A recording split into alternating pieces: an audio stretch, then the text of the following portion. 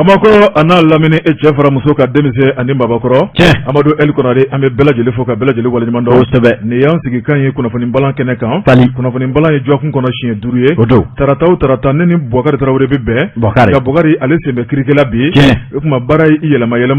ni dɔ bolo degunnen don o kuma dɔ b'o nɔrɔ bila o kuma min ye kunnafoni ye a da sɛbɛkɔrɔ sɔnsɔnnin bɛɛ politiki kuma Mali yɛrɛ yobo yabalen don Malidenw mago bɛ fɛn jumɛn na Malidenw haminen bɛ Malidenw jɔrɔlen bɛ Mali bɛna bɔ ni degunjugu kɔnɔ kuma jumɛn kalimu tabaaw kɛmɛ ka kalimu ta Amadu El Konare kumaw la kumabaw an kɛmɛ kan wakili don a la radio ɲɛmayaso ka yamaruya kɔnɔna la Mamutu Kamara ale bolo bɛ nɛgɛ karafejuru la e ni ne ye bi kunnafoni tigi ye e ko cogo di sɔɔni bɔ an man kara kɔnɔ i k'a dɔn kami b'a ɲɛma tɔn filɛ Bajɛ ko de Mali est un pays laïque o tɛ ni dɔnkili Mamutu ka dɔnkili kofɔlen don wa ba e di Mamutu ta don a faamulen don a man goya ne fana ye dɛ a faamulen don Mamutu ta o man bali la sabula a bɛ munumunu salon min na cardinal Jean Zerbo kɛrɛfɛ a kɔrɔ dɔnnen don o tuma filanan ko ma bɔra a kana bali la ne de y'a f'i ye Kina tɛ filanan ko fɛ dɛ n ko min f'i ye Mamutu bɛ mɔsi min na an ba de chrétiens kɛrɛfɛ sisan a kɔrɔ dɔnnen don ne de y'a f'i ye Bajabate ni nɛrɛ ma nɔɔni musokɔrɔni nɛɲa tɛ dɔn siga t'o la ala cogo bɛ di bi Amadu El Konare ne bɛ n tigɛ don joona a don soir de Bamako fasiriba n'o ye Umaru Ngoyiba Baru kolontigi a ko dɛmɛ ka kalimu ta Amadu El Konare min ye vaccination coronavirus ye Amadu El Konare min ye atako filanan o baaraw nun donna an ka jamana kɔnɔ lafiyabugu kɔnɔ fasiriba ko a ko ni haminako bɛ jamana marabaw la bi o de ye banajugu min wulilen bɛ diɲɛ kɔnɔ n'o ye coronavirus ye a bɛ se ka gɛn ka kɛlɛ ka bɔ faso Maliba kɔnɔ a tɛ kɛ wuli ka jɔ kɔ ayi bana min don Mali dɔrɔn tɛ diɲɛ fantan naani bɛɛ lajɛlen bɛ kamana gan na Amadu El Konare a kɛra sababu ye ni ka maa min fa o de dagosi ka bɔ Mali ala kɛmɛ ka nɔgɔya don anw ta la sabu tɔw ta bɛ kundama min na Mali t'o kundama na fasiriba ko a ko yɛrɛkunsɔrɔman dɔgɔ sɔrɔla min ye an ka jamanaba in ye Amadu El Konare jamana ɲɛmaw ye ntanan gosi ni ka welewelema da kɛ min ye nafolo ye ka bɔ ka don min ye AstraZeneca Amadu El Konare o nana an ka jamana kɔnɔ tako fɔlɔ maaw ye yirayirana kɛ n b'a fɛ n t'a fɛ Amadu El Konare maa caman kɔni bɛ minnu y'a kɛ i n'a fɔ maa caman bɛ minnu banna mɔ an b'o sigi kɔnɔna la banajugu in b'an dala hali bi a ma taa fɔlɔ min ye Mali ale y'a bolo mana bɔ dɔwɛrɛ nɔfɛ Amadu El Konare lamɛrikɛnw y'an jaabi lamɛrikɛnw ka jamana ɲɛma Amadu El Konare min ye Joe Biden ye ale ye an jaabi k'a jira k'a fɔ bana min bɛ diɲɛ kɔnɔ bi olu ye vaccin min dilan Amadu El Konare o kuma k'u bɛ baɲumankɛya kɛ ni ka Mali bolola sɔn min ye vaccin ye Johnson Amadu El Konare u y'o dɔɔni ta ni ka di Mali ma o kuma kan k'an yɛrɛ furakɛ dosi min donna Mali kɔnɔ Amadu El Konare o ye 151 tabarikala fasiriba ko a ko Dr Shokeli Kokala Mayiga ale min ye jamana premier ministre ye jamana kuntigi ka danaya b'a kan Amadu El Konare baara in ɲɛmaya bɛɛ lajɛlen tun b'ale bolo ale ni kɛnɛya ministre fasiriba ko min ye kumakanw bɛɛ lajɛlen tɛmɛnen kɔfɛ min kɔni ye coronavirus a bɛ kundama min na Dr Shokeli Kokala Mayiga a y'i da don a la k'a jira k'a fɔ ko janto yɛrɛ la o kɔrɔcogo ka ɲi banajugu in Mali ni tɔw ta tɛ kelen cogo Amadu El Konare ko fɛɛrɛ minnu fɔra an k'an jilaja an k'olu matarafali sanuya sira kɔnɔna la o de b'an kisi k'an tanga fasiriba ko a ko n'i y'a lajɛ vaccin min taara k'o di Mali ma Amadu El Konare a kan ka jɛnsɛn Mali marabolo minnu na Bamako Tombouctou Gao Kidal Mopti Menaka ale ni Tawudeni Bɛlɛdugu t'a rɔ wa o ma sɛbɛn yan dɛ k'o fara a kan a bɛ kɔfɛ taa maa kɔnɔ dɔwɛrɛ bɛ nali hali bi wa tako sabanan wa a ma ban o kana sɔrɔ yan bilen dɛ ko nin fɛn bɛɛ ban sisan bana taara kosɔkosɔ nin fɛn in an bɛ maaninfinya tɔ kɛ ne nin ye Allah nin ye ko kura daminɛ diɲɛ kɔnɔ dɛ Ala k'an bɔ yarabi Amadu El Konare fasiriba n'o ye Umaru Baru kolontigi Baru kolontigi a y'a jira k'a fɔ an ka jamana ɲɛmaw Amadu El Konare o kuma ko u ma misali yɛrɛ malidenw na dɛ min ye malidenw ye n'an bɛ yirayirana na vaccin ko la Amadu El Konare a ka ɲi a man ɲi ko jamana marabaw de tun kan ka bɔ jabaranin na Amadu El Konare dosi kunfɔlɔ ka kulu la a ko hakili lajiginna maa min bɛ bi n'i bɛ se ka bolodengɔni ɲɛsin ma ka bɔ jabaranin na min kɔni vaccin ka k'a la bɛɛ lajɛlen ɲɛna o ye Dr Fanta Sibi ministre de la santé kɔrɔlen odo parce que b'a ko akodi n'a bɔr'o la maa si wɛrɛ ma ye ni ka vaccin ge o kuma bɛɛ lajɛlen kɔni ko kɛrɛfɛ ne ye n ta kɛ nka e min ye jamana marabaa ye a yirala jamanadenw na wa a kan ka kɛ kɛrɛfɛ ka sɔrɔ maaw t'a kalama sigi parce que b'a ko a ko kunu malidenw kun sigilen bɛ ka min makɔnɔ o de ye premier ministre ale ka dossier ka k'a la bɛɛ lajɛlen ɲɛna Amadou El Konare premier ministre tɛmɛnen kɔfɛ ministre wɛrɛ minnu bɛ kɛnɛ kan o bɛɛ lajɛlen ka dossier ka k'u la jama ɲɛna o tun bɛ maaw tɔw galabu jani ka k'a kan nka o kɛbaliya Amadou El Konare e ko nin tɛna maa caman galabu fa de sabu jamana marabaa minnu bɛ yen n'u nana ni vaccin ye Amadou El Konare k'olu yɛrɛ ban bɛ vaccin na olu ɲiginen bɛ vaccin na ko jamanaden tɔw bɛna k'a fɛ cogo di o bɛ yen o ka gɛlɛn n'o tɛ an delila ka nin fɔ yan AstraZeneca nalen n'a tun bɔra télévision na bandaw ta bɛ ka kɛ a don kama Mokutari Wane ta bɛ ka kɛ fo ka taa bila ministre laban na maa si tun tɛ to kɔ bilen bɛɛ tun bɛ taa siga t'o la i ta kɛra ko ne ni fɛn ma di Bɛlɛdugu an b'a sɔrɔ cogo di i bɛ Bamakɔ yan a bɛ Bamakɔ yan dogo don a bɛ taa Bɛlɛdugu da an ta de bɔ a kan ka i bɛ si Bamakɔ yan ayi i bɛ tile Bamakɔ yan i bɛ na ɲini Bamakɔ yan ni fɛn o fɛn bɛ kɛ vaccination kunda i tɛ mobili ta ka taa fan si i b'o kɛ Bamakɔ yan i bɛ taa n'anw da de ye Bɛlɛdugu o tuma an bɛ taa kɛ yen o tuma i bɛ siran kɔnɔna la dɛ sira kɔni tɛ aw ye marabolow fɔ k'a bɛ taa n'a ye an ma taa ni fɛn ye Bɛlɛdugu o tuma an Bɛlɛdugukaw b'a kɛ cogo di a Bamakɔka ni maa bɛ ɲɛ a ka fɛn dɔ wa hali a ka ɲɛgɛn gansan a y'o kɛ 5 ye Bamakɔkaw ko ni vaccin ka kan bɛlɛ n'an tilala sisan komi ne se sera foyi tɛ ka vaccination kɛ an bɛn n'o kan an ka tila fɔlɔ kunnafoni filɛ nin ye an ye min bɔ soir de Bamako kɔnɔ Umaru Baru Kolontigi ale ka sɛbɛnni don Jabate ne bɛ n tɛgɛ don teliya la kunnafoni sɛbɛn Mali Tribune Abdramani Diko a ye sɛbɛn kɛ Abdramani ko i k'a dɔn maa i ma ko kɛ i k'a dɔn wa maa kelen di dugu jɔ nka ni kelen y'i jeni yɔrɔ fin i k'a dɔn o na lakali tariku la a ko kiri bunakun ka Maliden n'a ɲugun bɛ fɛn dɔ Maliden ɲugunnen don Mali kiri la kabi waati jan wa a ma sɔrɔla dɔwɛrɛ fɛ dɛ bon a bɛɛ lajɛlen tɛ se ka jɛ k'a ye e kelen juguya la a n'a kɛ n'a dɔɔnin b'i yɛrɛ la Maliden tigɛli Mali kiri la ka Maliden ɲugun Mali kiri la awa k'a ma sɔrɔla dɔwɛrɛ fɛ min bɛ tali kɛ kiri tigɛcogo juguya damakɛɲɛbaliya jotigi jobaliya jalakitigi jalakibaliya ka kiri boli i k'a dɔn k'a daja waritigi la ni ka fandanin kule tereke a ko ninnu n'a damanda ka dɔw yɛrɛ kɛ disi belebelebaw ye min ka d'u ye u b'a kɛ nafolo u b'a buruja min ma min ja o b'o kɛ foyi ti bɔ a la fasoden ko nin ne kɛra sababu ye Buwa Jabate ka Maliden sɛbɛkɔrɔ tigɛ a ka kiri la nka an bɛ don min na i ko bi transition furancɛrɔ faga nalen jigiya kura nana Maliden dusu la n'o dɔ ye i k'a dɔn cɛden minnu nana transition kunna k'a b'o la ka na danaya dara cɛba min kan i k'a dɔn n'o ye Mamudu Kasoge ka kɛ Mali ministre min ɲɛsinnen don kiriko ma nka ko nin bɛɛ lajɛlen la cɛ kelen min bɛ bi n'o kɛn bɛ ka bɛɛ lajɛlen ŋunanfa kiriko la k'o de ye communicati ale procureur n'i y'ale ko fɔ min ye Idrissa Hamidu Toure i k'a dɔn i bɛ soni sigi ale kan sɛbɛnnikɛla ko min ye procureur ka baara belebele i k'a dɔn o dɔ de ye jamana yɛrɛ ka hakɛw k'o bɛɛ lajɛlen lafasa ko bɛ kɛ ka jamana karisa jo don karisa jo tɛ bele dɔ ye nin ye nka ko an bɛ don min na i ko bi ka jamana yɛrɛ ŋunanfa kiri tigɛcogo ɲuman na ani wulikajɔ mun kan ka kɛ procureur fɛ a ko n'i y'a procureur baw ko fɔ bi i bɛ Idrissa Hamidu Toure i bɛ a ko fɔ sɛbɛnnikɛla ka fɔ la a ko nin cɛ in cogoya bɛ bɛɛ lajɛlen nankun kan wa a b'a la ka min ye nangarabaw ni cɛnnikɛla kulew ni kurutu tigilamaw Buwa Jabate a bɛ k'a bɛɛ lajɛlen dusukun yɛrɛ bi maa minnu bɛ yen n'olu kun donnen don sɔɔri kɔlɔbɔ i k'a dɔn bɔlɔlɔw kan n'a ni jasiraw fɛ u bɛ fanɛni banɛni bilenw ani murudenw ni bagabagaliw ni marifalakolow ta ka kow kɛ a ko n'i ye i k'a dɔn awa communicati procureur ko fɔ a min ɲɛna bi Buwa Jabate o jɔlen fiɲɛ de bɛ bɔ n'i yɛrɛ ma kunnaja o na cogo kɛ a ko nin sababu ye mun ye a ko i k'a dɔn bɛɛ lajɛlen k'i sigi k'i bolo fila da i sen kan ko a tiɲɛnɛ fura t'a la a ko i k'a dɔn k'a fɔ o tɛ foyi dilan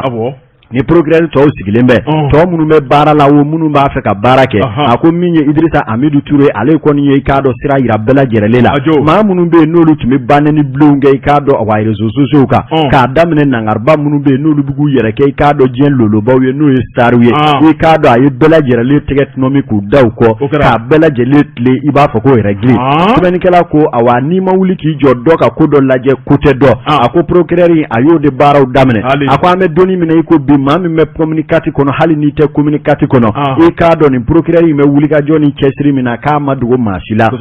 hakilina jigina akwai ka do awasu mi ja ko bi do afitiri lawo min ye ka do nin je ka tume buguni ale trebe nare la e ka do awawati mina Ibrahim Boubacar Keita ale bi gwen abo drajiba to jole fien de bi bo oni yere mo kuno ja ona chuguchugu ke ako nin sababu ye munye akwai ka do bela jele ki sigi ki bulo fla dai seka ko a chene gure furatala akwai ka do ngafo te fo igla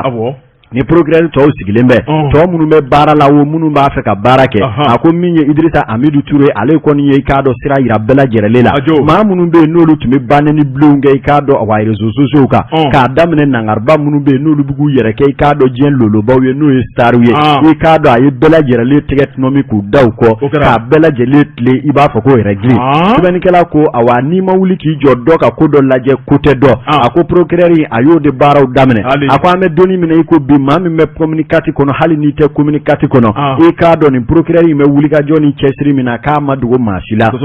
hakilina jigina akwai ka do awasu mi ja ko bi do afitiri lawo min ye ka do nin je ka tume buguni ale trebe nare la e ka do awawati mina Ibrahim Boubacar Keita ale bi gwen abo ka do fanga bana yi tebeni kala ko ka taw dola ka blabila mawo ma ye kiri nyema yo bela jele yu nyeno to nin China fo min yere metre Kasimu tapo wati ale ya dangana ya akabo buguni ninga na mokoya ablara trebe nare communicati la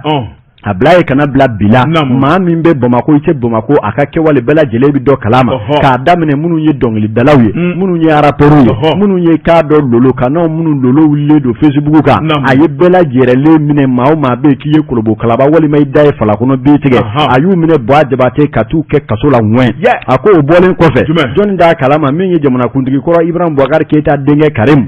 tungale do yiri baye bati yela fo ite sega magala wati yogo ako min ye Brahma Touré ale tununi kola ni procureur ne kara sababu ye manda ka daile Karimu ko wele bi blama akana yere nyefo Mali kiri tiglamu nyekoro o ko fe fana min ye General Moussa Jawara ko ni wati kile na make sababu ye ni wati la kiri tiglamu ka wele bla o fana ma ningo datu ngwewa ako lu bela jerele ko fe wa jabate anga jamana konna la min ye tile flani na angoro polosi do be lu kara sababu ye ka funu ngeni do bune anila la fiabugo e ka do ni procureur ngara sababu ye polosi ke woro ka lu mine ningo datu ka so bola ngwe ka sababu ke ka do ka kewale do ye ako ka faraoka ministry dot me barala e ka do kuma ka do polo la jasraw fe ayo fana wele bogo jenneka e ka do fana ngara kabal hodi double banko ye amada o made min ye tile flani na awa plendi do fana dona limamu do juguala ma do yere bolo limamu munu be nolu intouchable tu wele yoroni bela jele ka tu nyiniga udala kana mi ma kuni kache aya fuye ni ngatla ka kangar dasu ye ka fo dine kola mi ma tabulu minda o ka bato fe ma kana ma burja ati bebe ati bezini wani mo ma yo ke kali ma ke limamu ka nyemo bay hali ma ke dine yere qur'ane tigi bay ni ye chona sariya so ibi wele ibi na sigi chara kay nyiniga idala kana akoy ka do yere seve ministry do yere tara fala kono bi tige ayu fo yoroni bela jele na tige kun daroka at no ka furukiya taningo fanange kasula karaw ni bela jele ye jigiya kurai malidunga fola mimbe ni kiri boyana ni boya chola abeja malidun kun fe kosebe ofuma ko ni be ikado awa Idrissa Hamidou Touré ni nyaka kewalo de wa halibi naka bi akanga lanyagari jango minye kado poli economique nyemaya o ka taningo kalfala wati nataw na ngaraba munu me jemona na fulu kanka fusugu abise ka tege desu olu do kan chogo mina kuna fune fere anye mi mo Mali tribune na aka video bolila Amadou El Konare ne ben tiga don jona ado notre printemps Fasiriba noye Jawo ako angata URD la Amadou El Konare URD bugo anjon ne be feka tasma do bugu njona Fasiriba ko akori ni wuli ga joma ke jona do de be feka URD bugu jom menede Fasiriba ko yemandi bi nga min ko ni URD ale hakilina tara mamin fe mamin ko ni kundu akoro naka nanflo naka clear na suko na goloye Amadou El Konare odi abe tinya so bi wallahi Fasiriba ko akori Sumaila ama aka ton sigini hakilina kamode Amadou El Konare min ko ni Sumaila ye ale fatulen ko fe Amadou El Konare ton ko ni adeseme ka basigi soro min ko ni samadi odi barika buyalembe joni tumbe se ka miri ala URD ko na la ko ni be se ka ke Sumaila Cissé chef de file de l'opposition Amadou El Konare ka tonyena mayala min ye tɔn ye bɛn bɛ ɲɔgɔn bato bɛ ɲɔgɔn hakilinata o bɛ yira ɲɔgɔn na kɛlɛ tɛ wɔyɔ tɛ fiyewu Amadu El Konare nka Soumaïla Ntiyane a kɛn bɛ tɔn kelen tigi caman ye bɛɛ lajɛlen bɛ ka puruti i fan fɛ a barata maa min yamaruyala ni k'o kɛ tɔn ɲɛmaaba ye n'o ye premier vice président professeur Saliku Sanogo ɲɛmadanga Amadu El Konare a yirara bɛɛ lajɛlen na ni k'a yira k'a fɔ ko koto ɲɔgɔn ta la o de bɛ karatabugu mɛn si la o tuma min ye parti ɲɛma n'o tɛ o tuma ɲɛmadanga bɛɛ lajɛlen k'a ka kumakanw bato maa si kana bɔ kɛrɛfɛ k'i bɛ taa kuma wɛrɛ fɔ ŋunuŋunu na Amadu El Konare ŋunuŋunu kuma de bɛ na ni tɔn burujali Fasiriba ko a ko ɲuguɲugu bɛ ɲagaɲaga wuli min ye URD ale ye dayɛlɛ maliden bɛɛ lajɛlen ye k'a yira k'a fɔ min kɔni ye URD maa ma k'i ŋaniya ta Amadu El Konare i bɛna se ka fara u ka jama kan sabu o tun ye Soumaïla yɛrɛ ka miirina ye k'a yira k'a fɔ ko parti tɛ maa kelen ko ye wa da tɛ tugu maa wɛrɛ ɲɛ maa o maa n'i ko URD kanu b'i dusukun na na dayɛlɛlen b'i ye u b'i bisimila o de kuma fɔlen min kɔni Mamadu Igor Jara ye ale y'a ka minɛnw ta daliba dali ni ka taa URD la Amadu El Konare Igor ka nali o ma kɛ wɔyɔ ye o ma kɛ mankan ye o tɛmɛnen kɔfɛ maa wɛrɛ min bɛ n'o y'a ka minɛnw ta n'o ye IBK ka premier ministre plein pouvoir kɔrɔlen Dr Boubou Cissé a donna politique la koyi Fasiriba ko Amadu El Konare Dr Boubou Cissé a ka nali URD la o de kɔni kɛra gwɛlɛ belebeleba ye sabu URD kɔnɔ dɔw ko min ye URD ale tun bɛ ka ngɔra da IBK la maa min tun ye IBK ka baarakɛla ŋana ye o ka na an ka tɔn kɔnɔ kan tɛ jɛn n'a ye hakilinaw fɔra ɲɔgɔn kɔ a bɛ n'a fɔ IBK nalen IBK nana n'i ko k'i bɛ kuma lajɛ yɛrɛ kɔni hakilinaw fɔra ɲɔgɔn kɔ u ko k'u pan o kunna sa Amadu El Konare a yɛlɛmana o a yɛlɛmana IBK taara fura de bɛ ci sisan Fasiriba ko a ko min ye Dr Boubou Cissé Amadu El Konare ani denmisɛnnin dɔw kɔni bɛnna ko la maakɔrɔba caman yɛrɛ fana bɛ yen minnu kɔni y'a yira k'a fɔ k'u ka dɛmɛ bɛ ka ɲɛsin a ma wa u dalen b'a la k'a fɔ k'a timinandiya olu kɔni bɛ ko bɛɛ lajɛlen kɛ URD kɔnɔ yaasa a bɛ se ka kɛ URD ka cɛbɔ ye o tuma n'a kɛra URD ka cɛbɔ ye u na ko bɛɛ lajɛlen k'a ka kɛ Mali masakɛ Fasiriba ko Amadu El Konare min kɔni hakilinaw fɔ fɔra ɲɔgɔn kɔ Maître Demba Traoré maa caman kɔni y'a yira k'a fɔ ale de ni URD ka cɛbɔya ka kan min ye Mamadu Igor Jara ye maa caman fana y'a yira k'a fɔ ko de ni cɛbɔya ka kan maa sabanan o de ye Dr Boubou Cissé ye o tuma parti kelen maa saba kɔni kɛmɛ k'i yɛrɛ yira ayi o ta ma fɔ cɛkɔrɔba sɛgɛnna u ka saliku k'a ye cɛkɔrɔba sɛgɛnna baara min bɛ wuli ka jɔ la a to cɛkɔrɔba ka yɛrɛ lafiya a ye dɔ kɛ nin ko tɛ ja a ye dɔ kɛ Amadu El Konare min ye ni maa saba ye Amadu El Konare jamakulu de bɛ nin bɛɛ lajɛlen kɔ nka n'i y'a lajɛ hali bi hakilinaw ma fara ɲɔgɔn kan maa dɔw kɔni ye tigɛnɔbila kɛ n'o ye pétition ye k'a yira k'a fɔ joona joona u ka lajɛ dɔ boloda lajɛ in kɔnɔna la n'o ye conférence nationale extraordinaire ye Amadu El Konare o tuma k'u ka URD ka cɛbɔ sugandi sabu ko waati tɔ tɛ bɛrɛ ye bilen o tuma olu kɔni sigilen bɛ kalafili kɔni waati min ko fɔra kɔnɔ n'o ye février kalo tile 27 san 2022 o tuma ni cɛbɔ ma dɔn sisan o tuma ko b'a yira k'a fɔ baara kɛcogo tɛna ɲa Fasiriba ko a ko min ye bureau politique national ye n'o ɲɛmaya bɛ Salifu bolo ale kɔni y'a yira k'a fɔ a ye sabali sabu a bɛ baara min na maaw bila la o tuma min ye tɔn ye kungilenna mun b'a la aw kana kan sɔsɔ ni bɛn kɛra min kan o tuma o bɛ ta k'o yira jama la o tuma min kɔni ye pétition ye k'a bɛ bagabagali ko fɔ Amadu El Konare a bɛ sariya kan sɔsɔli ko fɔ a bɛ min kɔni ka jɔ la a to cɛkɔrɔba ka yɛrɛ lafiya a ye dɔ kɛ nin ko tɛ ja a ye dɔ kɛ Amadu El Konare min ye ni maa saba ye Amadu El Konare jamakulu de bɛ nin bɛɛ lajɛlen kɔ nka n'i y'a lajɛ hali bi hakilinaw ma fara ɲɔgɔn kan maa dɔw kɔni ye tigɛnɔbila kɛ n'o ye pétition ye k'a yira k'a fɔ joona joona u ka lajɛ dɔ boloda lajɛ in kɔnɔna la n'o ye conférence nationale extraordinaire ye Amadu El Konare o tuma k'u ka URD ka cɛbɔ sugandi sabu ko waati tɔ tɛ bɛrɛ ye bilen o tuma olu kɔni sigilen bɛ kalafili kɔni waati min ko fɔra kɔnɔ n'o ye février kalo tile 27 san 2022 o tuma ni cɛbɔ ma dɔn sisan o tuma ko b'a yira k'a fɔ baara kɛcogo tɛna ɲa Fasiriba ko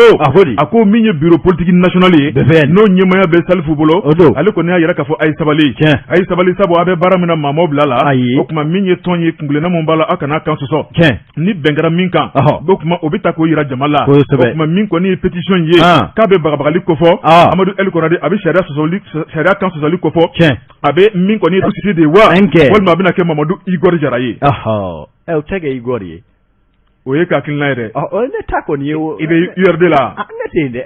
an jamana jɔli bɛɛ t'i da don a la wa o fana an tɛ k'u dɛmɛ k'u bɔ gɛlɛya wa proposition dɔ minɛ a ma fɔ ko l'URD est dans l'impasse o ye tiɲɛ an bɛ ka hakilinaw de di e ta ye Mamadu Igor Jara ye ne bɛ o de proposer u ye o fana ka ɲi bɛɛ n'i ka hakilina don n'u y'a k'o ye a lala o maga bɛ nɔgɔya nka n'u ma kunnaja n'aw ma bɛn a la Bubu bɛ taa ni fa dɔ ye Igor bɛ taa ni fa dɔ ye Demba bɛ taa ni fa dɔ ye n'u ma ɲa la bɛɛ nana min sɔrɔ yen a ka d'o ma jɔn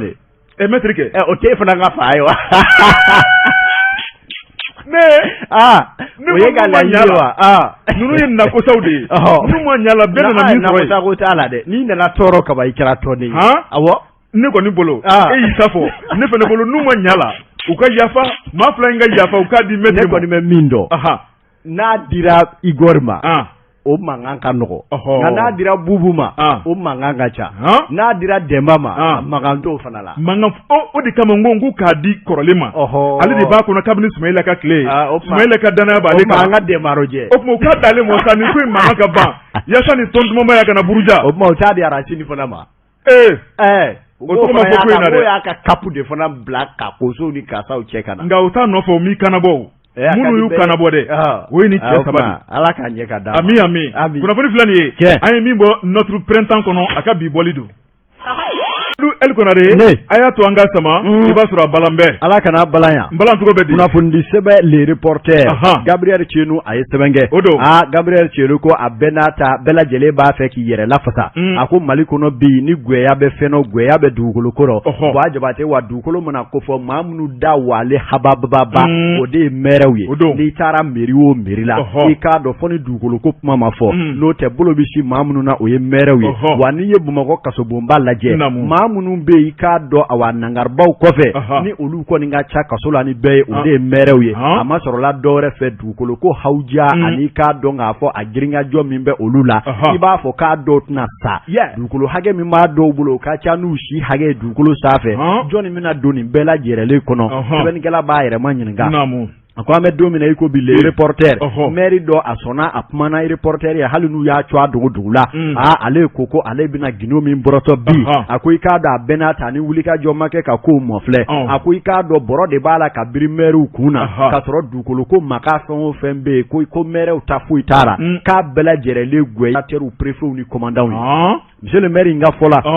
a ko n'i y'a ta ni k'a lajɛ a ko n'i ye dugukolo ko gɛlɛya fɛn o fɛn wuli maliden bi fɔɔnɔ maa min kan o de ye maire wa hali a kiiri n'a ɲaami n'a bisi baasa ma wuli i k'a dɔn mairew de b'i k'a dɔn tubabu b'a fɔ min ma le remplacement le pot cassé ko a fugula de bi biri mairew kun na ka sɔrɔ nin i k'a dɔn ko n'i ye dugukolo ko nasiraw n'a bɔsiraw lajɛ ko i k'a dɔn dugukolo ko bi tɛmɛ sira caman de fɛ i k'a dɔn a warasu falen kɔ ko a bɛ se maire de ma nka n'a hawujali wulila i k'a dɔn a degun de bɛna bin mairew kan ka sɔrɔ u da jɛmɛ ka sɔrɔ u ma fɛn don a ko sɛbɛnnikɛla ka fɔ la a ko n'i y'a ta ni k'a lajɛ nin maire in y'a ɲɛfɔ cogo min na a ko dugukolo n'i y'a lotissement bi kɛ a bɛ kɛ sariya min na o de filɛ nin ye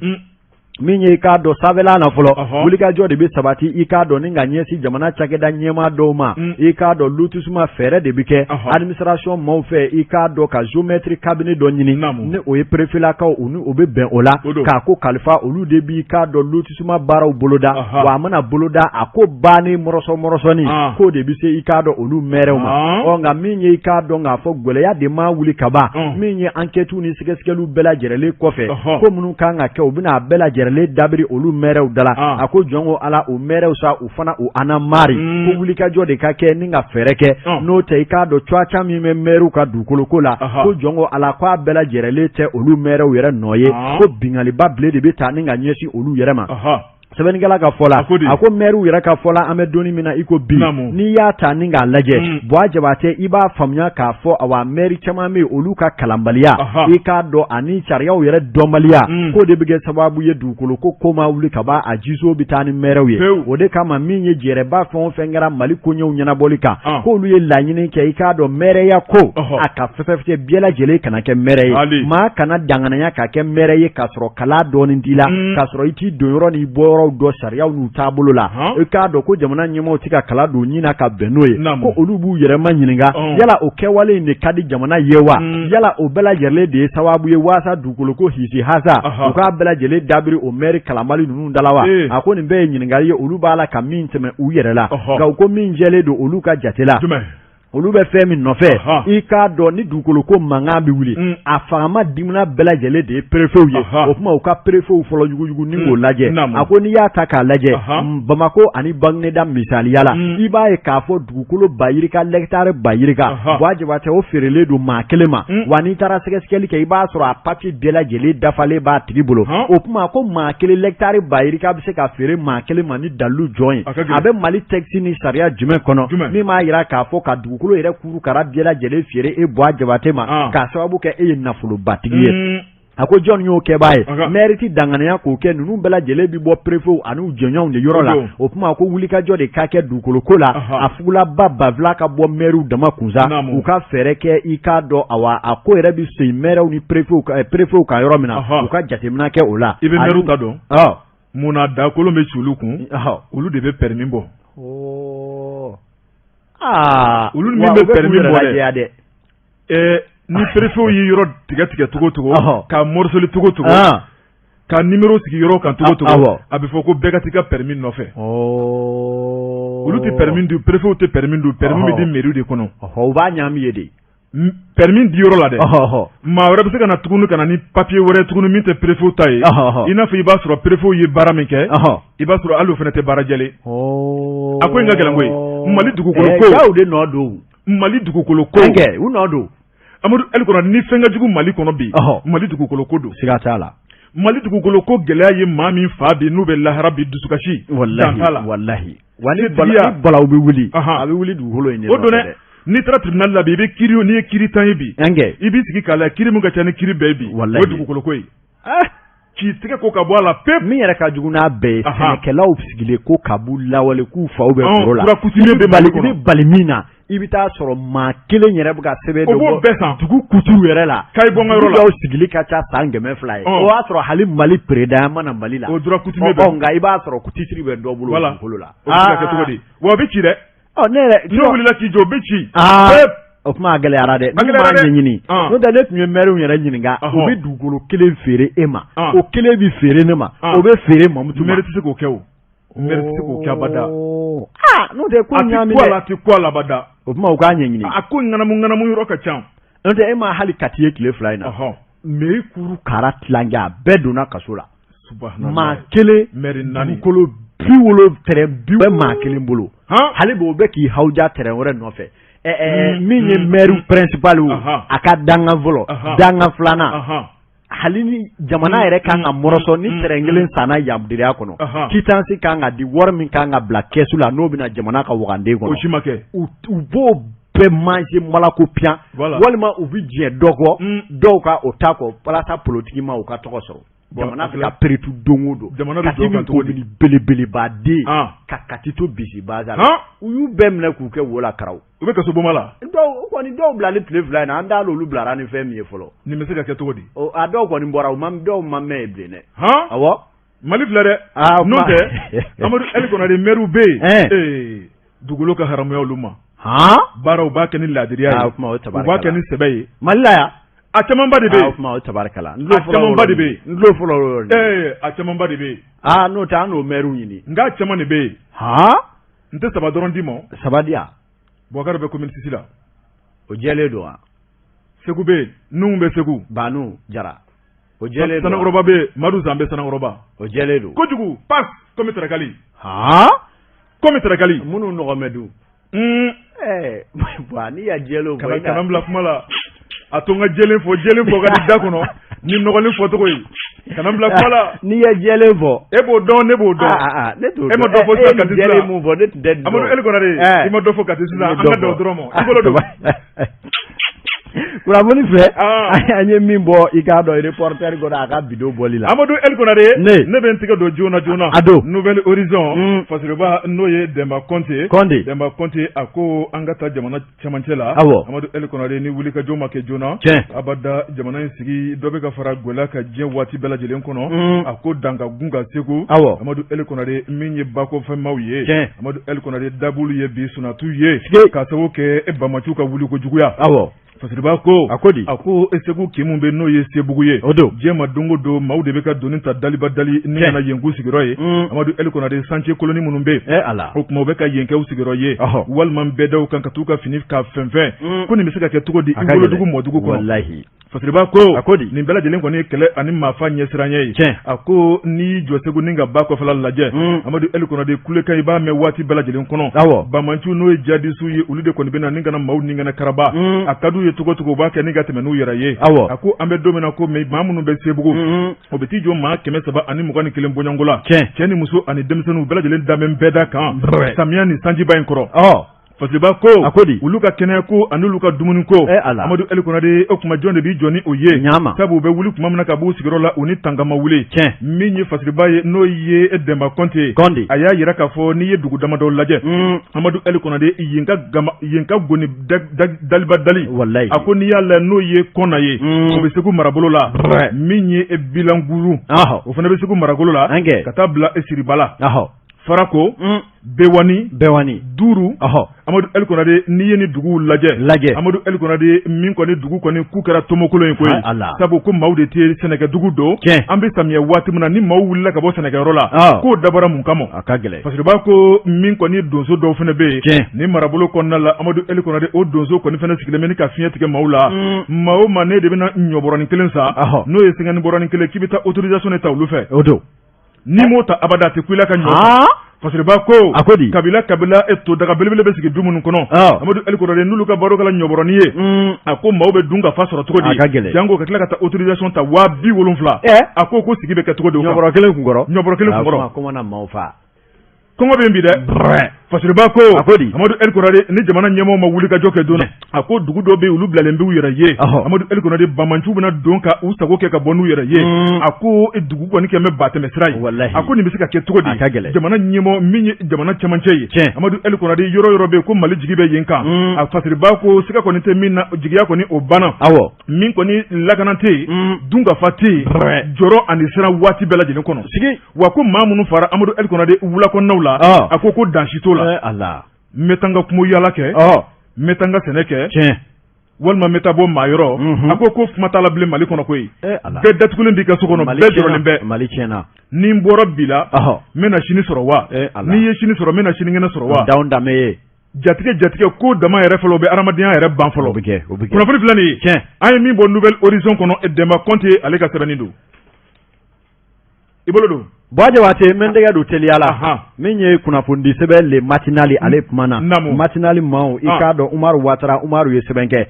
Umaru ko Jabate min bɛ tali kɛ awa n'i ye maa nɛ jalen ye pɛlɛ a ko i k'a dɔn ko dɔ b'a ko jukɔrɔ Centre national des œuvres universitaires a bɛ Senu ko fɔ a ko tile filanin na ninnu nɛ kun jaamɛ o sɛbɛnnikɛla ko ja ko belebele b'a ko jukɔrɔ min ye i k'a dɔn k'a fɔ awa ni terimaw kɛlɛla Guinée o bɛ bɔrɔtɔ a ko i k'a dɔn lakɔliden minnu bɛ n'olu ye IAM cɛdenw ye olu ka jɛrɛjɛkulu sanfɛ kalansow bɛɛ lajɛlen cɔ a la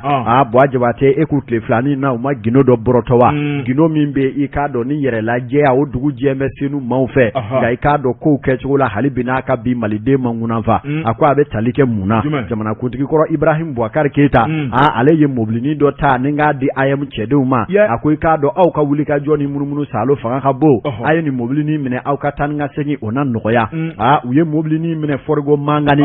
Jabate u b'u ka taa ni ka seginw k'a la nka waati dɔ nana se a n'a kɛ ni mobili ni dangarila la a yɔrɔ dɔw tiɲɛna o tuma lakɔliden ninnu y'a laɲini sa sɔrɔ Senu maaw fɛ u ka fɛɛrɛ kɛ u bɛ se k'u dɛmɛ mobili in ka dilan cogo min na Jabate sɛbɛnnikɛla ka fɔra o de kɛra i k'a dɔn tigɛla ninnuba ye Senu maaw bolo sabula min ye i k'a dɔn u kɔni taara mobili nin labɛn nka lakɔlidenw tɛ fɛn min kalama nafolo kasabi dɔw kɔni maanana k'o kɔni donna mobili nin na Jabate i k'a dɔn k'a fɔ maliden da wara bɛɛ bɛɛ lajɛlen hawujalen tora ten sabula i tulo kɛlɛ jɔ min ye mobili ni fitinin a yɛrɛ sɔngɔ tɛ min bɔ dɛ i k'a dɔn u taara sɛbɛn dɔw labɔ k'a yira k'a fɔ ko mobili ni min donn'a rɔ ko sefa wari miliyɔn 6 ani k'a dɔn 100,000 a n'a kun ka fɛ dilansara nin mobili ni kɔni a filɛ nin ye min ja filɛ nin ɲɛkɔrɔ awɔ san wari tɛ fa dilansara ayi a dilan sara wa pneu falili n'a peinture o mécanicien ka na jara o mécanicien ka na jara mobili ni 1 miliyɔn 6 awɔ a dilan wari mécanicien ka sɛgɛn banna ne ko n ko kuma est-ce que moteur tun b'a kɔrɔ bilen maa bɛ ɲininkali kɛ nin ko la ko dɔ bɛ kɛ Mali kɔnɔ i b'i sigi k'i miiri k'a lajɛ Mali ka kɛ cogo Mali jamu filanan de bɛ ka kɛ na bon Jabate sɛbɛnnikɛla ka fɔra o de kɛra i k'a dɔn tɛgɛlaninba ye senu maaw bolo sabula min ye i k'a dɔn u kɔni taara mobili nin labɛn nka lɔgɔlidenw tɛ fɛn min kalama nafolo kasabi dɔw kɔni maanana k'o kɔni donna mobili nin na bon Jabate i k'a dɔn k'a fɔ maliden da wara bɛɛ lajɛlen hawujalen tora ten sabula i tulo kɛlɛ jɔ min ye mobili ni fitinin a yɛrɛ sɔngɔ tɛ min bɔ dɛ i k'a dɔn u taara sɛbɛn dɔw labɔ k'a yira k'a fɔ ko mobili ni min donn'a rɔ ko sefa wari miliyɔn 6 ani k'a dɔn 100,000 a n'a kun ka fɛ dilansara nin mobili ni kɔni a filɛ nin ye min ja filɛ nin ɲɛkɔrɔ awɔ san wari tɛ fa dilansara ayi a dilan sara wa pneu falili n'a peinture o mécanicien ka na jara o mécanicien ka na jara mobili ni 1 miliyɔn 6 awɔ a dilan wari mécanicien ka sɛgɛn banna ne ko n ko kuma est-ce que moteur tun b'a kɔrɔ bilen maa bɛ ɲininkali kɛ nin ko la ko dɔ bɛ kɛ Mali kɔnɔ i b'i sigi k'i miiri k'a lajɛ Mali ka kɛ cogo Mali jamu filanan de bɛ ka kɛ nka k'a fɔ yɛrɛ lajɛya o yɛrɛ lajɛya k'a fɔ awa i k'a dɔn dilanko 3 kɛra mobili in na mobili dɔ fana ko accident kɛlen don miliyɔn 5 donna dɔ la miliyɔn 6 donna dɔ la sɛbɛnnikɛla ko miliyɔn 10 o m'a kɛ nin mobili fitininw yɛrɛ dama dilali ye a ko i k'a dɔn a san wari na kɛ miliyɔn 100 ye a ko maaw kamana guwanna u y'o sɛbɛnni minnu bɔ ka AM ka kuma kɔkari o yɔrɔnin bɛɛ lajɛlen pièces minnu falela mobili nin na u nana olu fana ja ta ka bila min ye pièce mangani dɔw wa Jabate i k'a dɔn a dɔw yɛrɛ tɛ hali sonivarani bɔ a bilalen k'a fɔ k'olu dɔw sanna miliyɔn hakɛ dɔw la a ko a gɛlɛyara fo ka taa fɔ k'a to ten o tuma maaw yɛrɛ labanna sa k'a fɔ senu maaw ye a ko n'a ma nin ko in da di a ka nin ɲɛɲini ji ɲɛma jɔlen na lɔgɔlidenw a n'a kɛ n'u labɛnnen don ni dalu jɔnjɔnw ye an laban an na bɔ ni aw yɛrɛ ye ko kɔni ɲaamile bɛ nin waati in na lɔgɔlidenw bɛ k'a fɔ ni lɔgɔliso fana kɛra miliyari dunyɔrɔ ye i k'a dɔn Mali tɔ laban sa an na taa su wɔgɔ bɛ kaburu dɔ rɔ o bɛ sen n'a mɛnna o Mali kura ayi nin kɔni nin tɛ Mali kura ye fɔlɔ ma deli k'a f'i ye fo ni kunkolo yɛlɛmana dɛ sɛmɛ minnu bɛ k'o sɛmɛw yɛlɛma ka sɛmɛ wɛrɛ k'a kɔnɔ o dun tɛna kɛ n'o ma kɛ a gɛlɛyara Mali kura ko kuma dumanin fɔ don nɛgɛn kuma don a ma ɲɛna ko lɔgɔliso la ko lakɛrɛ ni kaye ni bigi bɛ yen nka miliyɔn fana bɛ yen ja na de bɛ yen o de y'a to o de la lɔgɔlidenw bɛ k'a sama parikingiw ni fɛnw bɛ nana lɔgɔlidenw na ja ko b'a ko bɛ dɛ o tuma Amadu Eli Kɔnare an b'a bila yan o tuma an bɛ taa Mamutu fan fɛ a bɛ bɛn an bɛ dɛgɛ min Jabate naamu don bɛɛ lajɛlen ka di nka maa ma hɛrɛ sɔrɔ don min o fana ka di ka tɛmɛ don tɔw kan n'i ka Orange Money kɔngɔnna siɲɛ caman bi i n'a fɔ ko bi jara o Amadu Eli Kɔnare o ka di ni minɛ ka fara kan o fana ka di n'o ye o tuma bala cogo bɛɛ de ko kura Amadu Eli Kɔnare ne bɛ n tigɛ don a don lundi fana fasiriba n'o ye ayiwa la rédaction o ko an ka taa lycée Banasun Amadu Eli Kɔnare yen gardien ani lɔgɔliden 2 Amadu Eli Kɔnare k'u minɛna k'u datugu fasiriba ko a ko di nin datuguli a nana na sira jumɛn kɔnɔna la ɲama a ko min ye gɛrɛɲɔgɔn ye o de bɛna ni murulasogo ye Allah a ko commune 4 kɔnɔ lycée Banasun Amadu Eli Kɔnare a gardien ani bɛɛ lajɛlen ka di min ye yɛlɛni diɲɛ o b'a ni bɛɛ lajɛlen cɛ lakɔli karamɔgɔw ka taa bila direction kɔnɔ baarakɛlaw la bɛɛ lajɛlen kɔni kɛmɛ k'a k'u dɔ ye Amadu Eli Kɔnare utukalo in tile 16 min ye gardien ye furusa a nana kari ka don bureau kɔnɔ o tuma a ɲɛ b'a la k'a fɔ maa tɛ yen a bara ta danaya dun b'ale kan ale mana don bureau kɔnɔ Amadu Eli Kɔnare gasi t'a la min ka d'a ye a b'o kɛ ka tɛmɛ n'a yɛrɛ sabu maaw ka danaya b'a kan danaya mun b'a kan Amadu Eli Kɔnare ale kɔni y'a yɛrɛsago ko kɛ sabu a y'a lajɛ proviseur o ka tiroir dɔ bɛ a ka sekiw de bɛ bila yen a sina ka tiroir samati ni ka seki dɔ lajɛ dɔrɔn ka 2 tigɛ ka bila kun Amadu Eli Kɔnare o tuma min ye seki 2 y'o tigɛ ka bila kun a teri sigi k'i miiri ale bɛ miliyɔn mun nɔfɛ n'ale kɔrɔtɔlen bɛ ka kɛ miliyɔnɛri ye Amadu Eli Kɔnare e kɔni t'o dugu jɛlen wa mun tora n bolo o tuma n ka seki 1 rempli ni n ka n sagona wari k'a la n ka t'o salo k'o kɛ n kun o tuma ale ɲɛna ko bon essence bon fasiriba ko akodi Amadu El Konare min ye gardien o kuma asina ka chèque kelen date o kuma ko di madomo o kuma ko remplir o yo remplir o kuma ko ka joli kala ko million chèque o bɛ compte la wa million chèque kala lycée compte do Amadu El Konare o kuma min ko ni million chèque o kɛra chèque la ka bampew asina ka lajɛ denmisɛnnin minnu bɛ Amadu El Konare sabu gardien do a bɛ denmisɛnninw bɛɛ lajɛlen dɔn maa minnu bɛ sɔn min ma a bɛ bɛɛ dɔn a y'i sigi ka lakɔlidenw lajɛ lycée Banasun kɔnɔna la asina ka maa fila wele jɔn ye karaki ye AS MK a y'olu maa fila wele tuma min na a ko a ye na joona a mina o bila ci duman dɔ la n'a ci duman ɲɛnabɔra e kuma b'aw bɛɛ sɔn a ka bi tile jara Amadu El Konare a filɛ ne ka chèque labɔ ka d'olu ma o kuma ko a ye taa banque la n'o ye BNDA ye Amidalayi ACI o kuma a ka taa nin touché ka na o kuma n'a nana n'a ye n b'aw ka wari d'aw ma a banna parce que b'a ko denmisɛnninw tɛna k'u pan ka sabati k'a yira k'a fɔ k'a ka suma ye fan fɛ an bɛ taa ka na sisan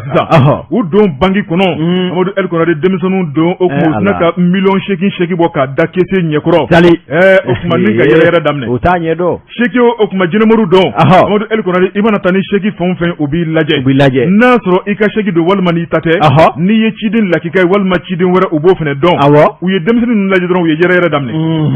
o kuma u ka denmisɛnninw lajɛli u sina ka sɔmi k'a yira k'a fɔ ninnu kɔni ye maa ye maa minnu kɔni tɛ sira ɲuman kan o kuma min kɔni ye banque gardiw ye u sina ka banque gardiw wele a ye nin denmisɛnninw minɛ a ka bila ɲɛmaaw ka bila kɔnɔ Amadu El Konare u ye denmisɛnninw ɲininka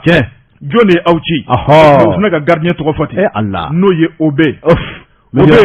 ale de ye anw ci k'an ka na nin chèque in ta ko OB ye jɔn de lycée kɔnɔna la ko lycée gardien o kuma ja Banasun gardien ka di dɛ fasiriba ko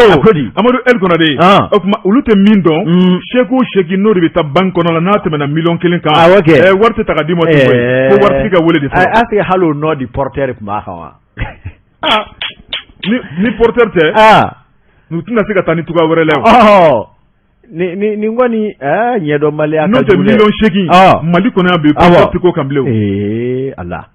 ni i tɛ fɛn dɔn i t'a dɔn ni essence bɔ don i bɛ t'i jɔ sɛli la u b'o k'i kun i b'o tɛmɛ ni yɛrɛ ye nka chèque kuma gɛlɛyara ka mɔgɔw ka wari ta ka sɔrɔ i ma yamaruya kɔnɔ Mali kɔnɔ o yɔrɔ wɛrɛ tɛ Mali fasiriba ko Amadu El Konare min ye banque gardiw ye o kuma u ye denmisɛnnin fila tɔn bila ɲɛni ka taa n'u ye min kɔni ye OB n'o ye lycée Banasun gardien ye a kɔrɔtɔlen bɛ k'a ka million chèque makɔnɔ a ɲɛ ci u ka k'a bɛ bolo u ye karaw kala u ye kɛraw kala ni ka taa n'a ye k'a ɲininka dala kan na a sina ka jɔ a la ko tiɲɛ don koyi o kuma u y'a bila commune naaninan procureur ka bolo kan o kuma min ye procureur ye ale kɔni bɛna sɛgɛsɛgɛ fo ka tiɲɛ bɔ a da a ye ko sɔrɔ sa a ye ko sɔrɔ dɛ o kɛra o kuma ale ka sogo k'ale ka kɛ millionnaire ye Amadu El Konare nin y'o dan sigilen o kuma ale bɛ taa nin tɔ laban kaso bon kɔnɔna la nin bɛ maaw hakili jigin mun na Amadu El Konare n yɛrɛ bɛ se ka kɛ seereya dɔ ye Jelibugu la gardien dɔ tun bɛ yen ko Ayidara maaw ka confiance danaya b'a kan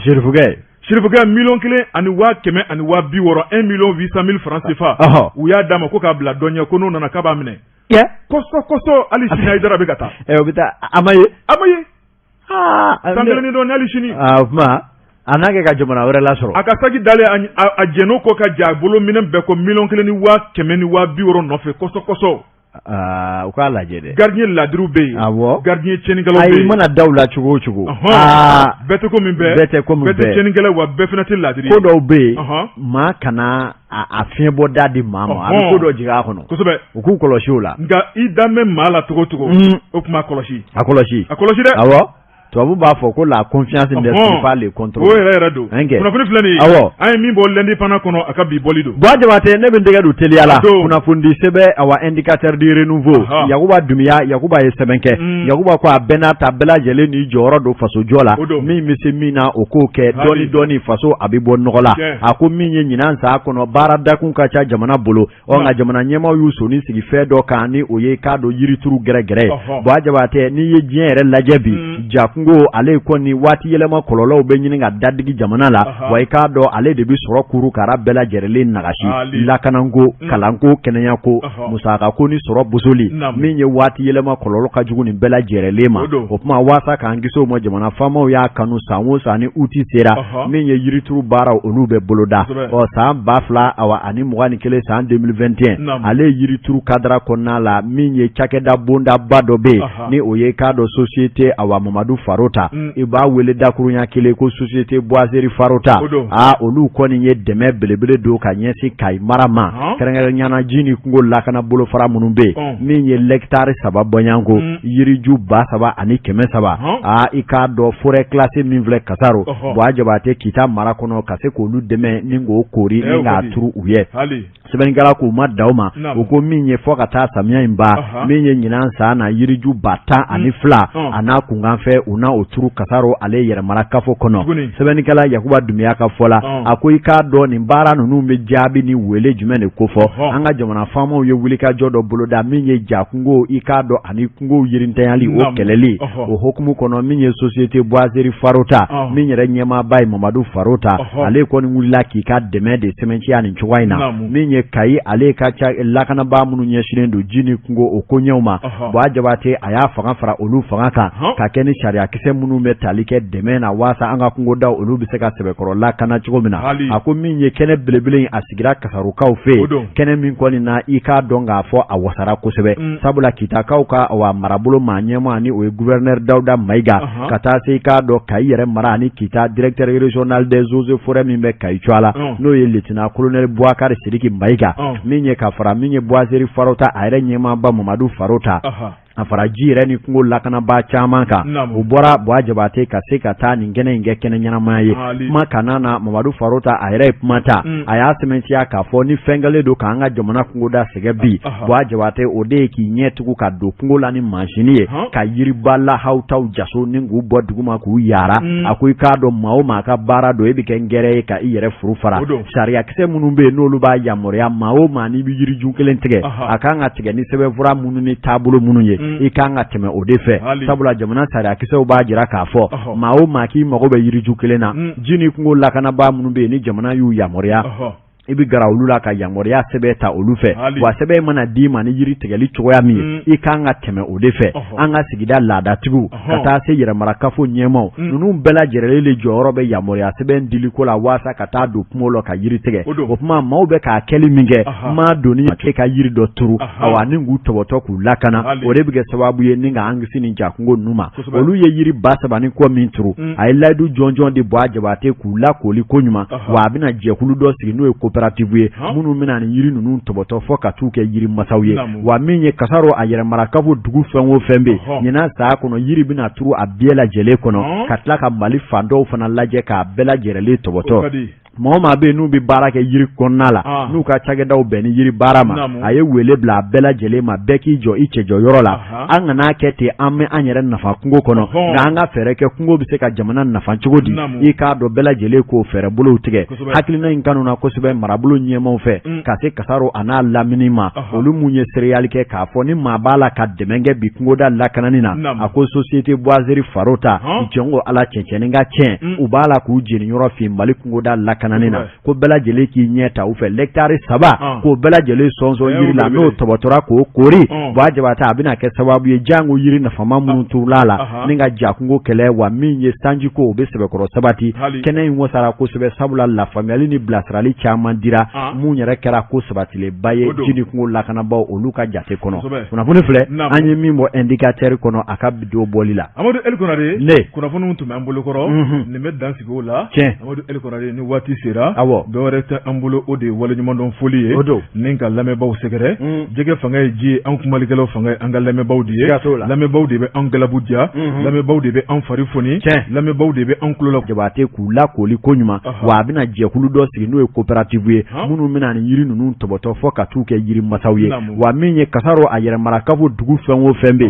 ɲinan saa kɔnɔ yiri bɛna turu a bɛɛ lajɛlen kɔnɔ ka tila ka Mali fan dɔw fana lajɛ k'a bɛɛ lajɛlen tɔbɔtɔ maa o maa bɛ yen n'u bɛ baara kɛ yiri kɔnɔna la n'u ka cakɛdaw bɛn ni yiri baara ma a ye wele bila a bɛɛ lajɛlen ma bɛɛ k'i jɔ i cɛjɔyɔrɔ la an kana kɛ ten an bɛ an yɛrɛ nafa kungo kɔnɔ nka an ka fɛɛrɛ kɛ kungo bɛ se ka jamana nafa cogo di i k'a dɔn bɛɛ lajɛlen k'o fɛɛrɛ bolow tigɛ hakilina in kanu na kosɛbɛ marabolo ɲɛmaw fɛ ka se Kasaro a n'a lamini ma olu mun ye seereyali kɛ k'a fɔ ni maa b'a la ka dɛmɛ kɛ bi kungoda lakanani na a ko société boiserie Farota jɔnko ala cɛncɛnni ka tiɲɛ u b'a la k'u jeni yɔrɔ fin Mali kungoda lakanani lakananin na ko bɛɛ lajɛlen k'i ɲɛ ta u fɛ hectare 3 ko bɛɛ lajɛlen sɔnsɔn yiri la n'o tɔbɔtɔra k'o kori ba jabata a bɛna kɛ sababu ye jango yiri nafama minnu turula la ni ka jakungo kɛlɛ wa min ye sanji ko o bɛ sɛbɛkɔrɔ sabati kɛnɛ in wasara kosɛbɛ sabula la faamuyali ni bilasirali caman dira mun yɛrɛ kɛra ko sabatilenba ye jini kungo lakanabaw olu ka jate kɔnɔ kunnafoni filɛ an ye min bɔ indicateur kɔnɔ a ka bidon bɔli la Amadou El Konare kunnafoni tun bɛ an bolo kɔrɔ nin bɛ dan sigi o la Amadou El Konare ni waati sera dɔwɛrɛ tɛ an bolo o de ye waleɲumandɔn foli ye ni ka lamɛnbaaw sɛgɛrɛ jɛgɛ fanga ye ji an kumalikɛlaw fanga an ka lamɛnbaaw de ye lamɛnbaaw de bɛ an galabu diya lamɛnbaaw de bɛ an fari foni lamɛnbaaw de bɛ an tulo la Amadou El Konare jamana kunnafoni bɛ cogo di lamɛnbaaw mago b'o de la o kuma Amadou El Konare waati dɔ la fanga to ka nin fana yira o kuma baara in a man nɔgɔn don dɔ la i fari fan bɛɛ don dɔ la i fari fonnen bɛ kosɛbɛ o kuma yan'an bɛ wuli an bɛ foli ani ta ni k'an ka lamɛnbaaw bɛɛ lajɛlen sɛgɛrɛ radio minnu b'u ka fiɲɛ tulukala munumunu ka bila an na an bɛ bi ta bila yan Mamutu Kamara ale tun bolo bɛ nɛgɛ kɛrɛfɛ juru la Burafili n'a ka jama bɛ n'o sigi farikolo ɲɛnajɛ kɛnɛ kan Amadou El Konare Buwa Jabate ni Ala ni kira sɔnna ma sufɛ to ma don nɛgɛ kaɲɛ 20 ni kunnafoni bɛ santalama sini araba nɛgɛ kaɲɛ 11 sanga 30 an bɛ gɛrɛ kɛnɛ kɔnɔ tuguni min b'a sɔrɔ sini tile kɔnɔ k'o da bɛɛ lajɛlen tulo ka ladira la a k'an bɛ diɲɛ waati wɛrɛ wa salam